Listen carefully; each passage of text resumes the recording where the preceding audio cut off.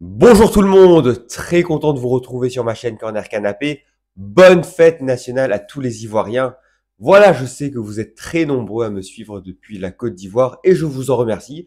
Et donc, pour l'occasion, j'ai décidé de parler d'un des meilleurs Ivoiriens en activité.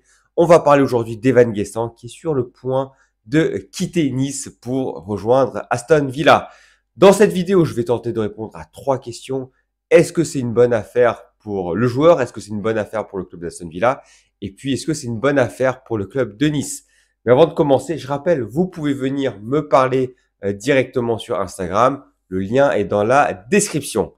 Donc voilà, on est parti. Evan Guessant, 24 ans, international ivoirien, 10 sélections, va donc rejoindre l'Angleterre. Il a fait un choix sportif plutôt que le choix financier.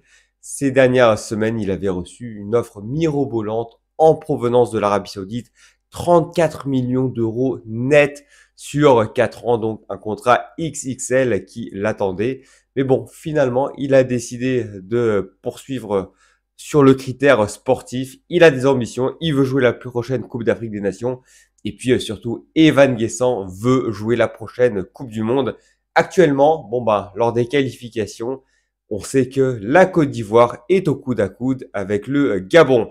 Evan Guessant, il reste sur une saison très aboutie avec notamment 33 matchs, 12 buts et 9 passes décisives. Et donc, il a décidé de franchir un cap supérieur, d'aller jouer en Angleterre, dans le club qui a terminé 6e de Première Ligue la saison dernière, qui a joué un quart de finale de Champions League, et surtout un club qui est entraîné par Unai Emery.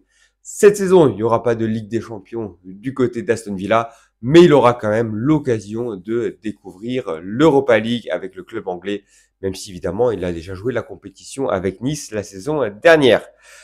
Du côté d'Aston Villa, il remplace donc des joueurs offensifs tels qu'Asensio, tels que Rashford, 2 joueurs qui étaient arrivés donc en prêt l'hiver dernier à Aston Villa et qui ne seront finalement restés que 6 mois. 2 joueurs qui ne sont pas prolongés, qui sont déjà repartis dans leurs clubs respectifs. Rashford, entre-temps, il a été prêté du côté du FC Barcelone. Asensio, on verra pour lui de quoi est fait l'avenir. Il appartient toujours au Paris Saint-Germain. On va voir donc quelles sont les perspectives d'Evan Guessant du côté des vilains. Je rappelle, Evan Guessant, joueur très polyvalent, il peut jouer aussi bien sur le côté gauche de l'attaque, dans l'axe, que sur le côté droit, même si la saison dernière, il évoluait surtout dans l'axe et sur le côté droit. Alors on va commencer par voir les perspectives que ce joueur pourrait avoir dans l'axe. Actuellement, quand même, du côté d'Aston Villa, il y a un monstre absolu qui joue, c'est Ollie Watkins. Et lui, par contre, il semble indéboulonnable. Donc, à moins d'un départ, Evan Guessant, ne part pas comme titulaire au poste d'avant-centre. Mais vous savez, en Angleterre, tout est possible. Hein. Si Isaac venait à quitter Newcastle, peut-être Newcastle se pencherait sur Watkins pour le remplacer.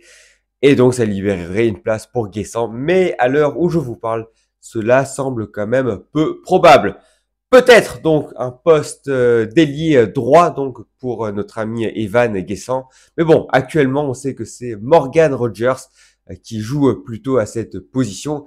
Et en fait, si vous regardez régulièrement ma chaîne, vous savez que pour moi, Morgan Rogers, si j'étais l'entraîneur d'Aston Villa, ce serait le premier joueur que je viendrais cocher en tant que titulaire. Donc, ici, c'est compliqué.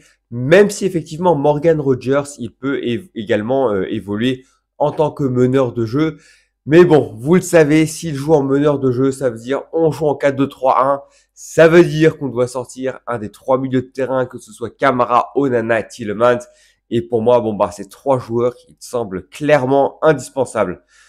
Et en plus, côté droit, il y a de la concurrence avec Malen et Bailey. Donc vous voyez, hein, peut-être plutôt de l'espoir de le voir côté gauche. Mais là aussi, hein, il y a de la concurrence avec notamment Jacob Ramsey, même si Jacob Ramsey, contrairement peut-être à Morgan Rogers, lui, il plafonne actuellement. Il n'est pas forcément sur une pente totalement ascendante et on a quelques doutes par rapport à ce joueur. Mais même si ce n'est pas Ramsey qui joue, il y a le capitaine, un joueur qui joue toujours. Je parle évidemment de John McGinn. Donc vous voyez malgré tout le secteur offensif vraiment bien occupé du côté d'Aston Villa. Et en fait, bon ben ici, on voit clairement qu'Evan Guessant, à moins de départ dans les prochaines semaines, il aura du mal à postuler pour une place de titulaire. Mais clairement, il arrive pour moi en tant que remplaçant numéro 1 d'Ollie Watkins, ce qui est déjà pas mal. Et bon, bah, finalement, il aura quand même du temps de jeu, que ce soit en tant que remplaçant en Première Ligue ou en tant que titulaire. Il y aura des compétitions, l'Europa League, la FA Cup et la League Cup. Donc, même si c'est pas un titulaire en championnat, il aura du temps de jeu. Et rien que pour ça, bon, bah, finalement, c'est une bonne opération pour Evan Guessant, qui va quand même signer dans un club qui est beaucoup plus ambitieux que Nice, où actuellement, bon, bah, les ambitions, elles sont plutôt à la baisse. On a vu hier la défaite 2-0 à domicile contre le Benfica en tour préliminaire aller de Ligue des Champions.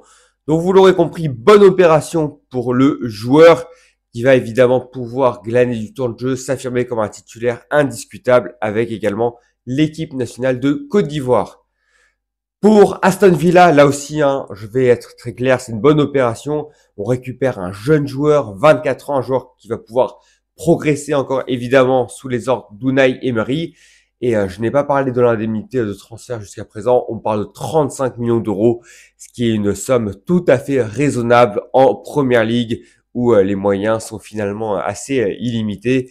Et pour 35 millions d'euros, c'est quand même un très très bon joueur qui rejoint l'Angleterre. Je parle évidemment si on regarde les moyens qui sont mis à disposition du club d'Aston Villa. Et puis, il fallait effectivement remplacer Asensio et Rashford qui sont partis. Du côté de Nice, bon, c'est une très bonne opération financière pour un joueur qui a été formé au club, pour un joueur qui finalement n'a qu'une seule saison complète en Ligue 1, même si c'est effectivement un joueur qui est sur la pente ascendante. À part le dernier mois, il a été vraiment remarquable cette saison en France. Et ça montre, bon, bah, surtout que le centre de formation de Nice peut également s'avérer très efficace, puisque je rappelle, Evan Guessant, c'est un joueur qui a été formé sur la Côte d'Azur, même si entre-temps, il a été prêté du côté de Lausanne en Suisse et du côté de Nantes. Du côté de Nice, bon, bah, malheureusement, les ambitions, elles sont quelque peu à la baisse.